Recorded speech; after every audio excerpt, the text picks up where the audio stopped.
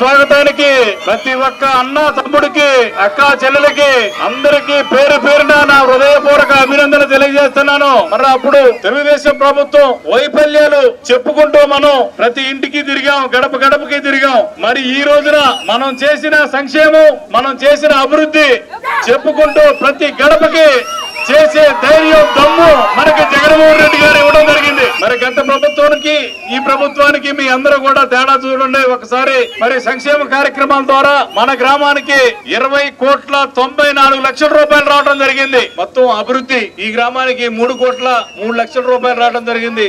కనీసం దీంట్లో 4వ వంతైనా సరే మన అంత ముందు ప్రభుత్వంలో వచ్చిందా ఒక్కసారి ఆలోచన చేయండి. మీ అందరూ కూడా పొరపాటు జరిగి తెలుగుదేశానికి కనుక ఓటు వేస్తే అమ్మ ఒడి రాదు, చేయూత రాదు, ఫీజు రింబర్స్ రాదు, రైతు భరోసా రాదు, ఇవేమీ రావు. గుర్తుపెట్టుకోండి. ఇన్ని రావాలంటే జగన్మోహన్ రెడ్డి గారు ముఖ్యమంత్రి అయితేనే మన పేదలకు గాని, ఎస్సీలకు గాని, ఎస్టీలకు గాని, మైనార్టీలకు గాని, రైతులకు గాని మేలు జరగడానికి అవకాశం ఉంది.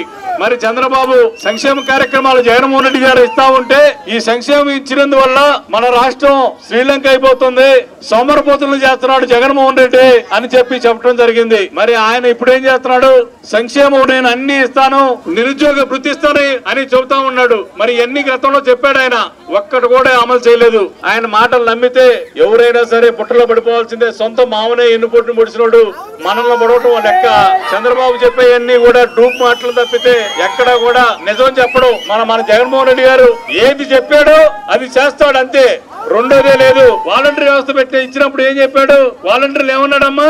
మోటార్ మోసేవాళ్ళు అన్నాడు. మరి మగవాళ్ళు లేనప్పుడు ఆడవాళ్ళు తలుపులు కొడతారు, ఇల్లు వీళ్ళకి ఎలాంటి ఉద్యోగాలు ఇచ్చాడు జగన్మోహన్ రెడ్డి అని చెప్పాడు. ఇప్పుడు ఏం చెబుతున్నాడు? వాలంటీర్ వ్యవస్థని బలోపేతం చేస్తాను, జీతం పెంచుతాను అని అబద్ధాలు చెబుతా ఉన్నాడు. జగన్మోహన్ రెడ్డి గారి పాలన బాగుందని ఒప్పుకున్నావు కదా, నువ్వు ఒప్పుకున్నావు కదా. మరి నీ పాలన అవసరమా? మనకి అవసరం లేదు.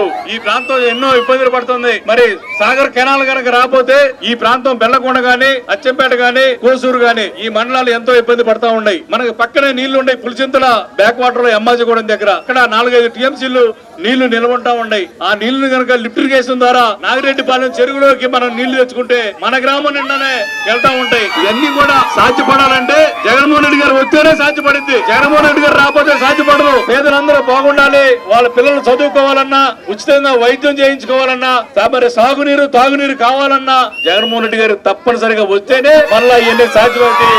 మరొకసారి గుర్తుపెట్టుకోవాలి, 2 ఓట్లు MP vote, MLA vote 2 fan గుర్తు మీద వేయాలి. 2 ఓట్లు గుర్తాలని చెప్పి మరి జగన్మోహన్ రెడ్డి గారిని ముఖ్యమంత్రి చేయాలని చెప్పి కోరుకుంటూ మరి సెలవు తీసుకుంటున్నాను.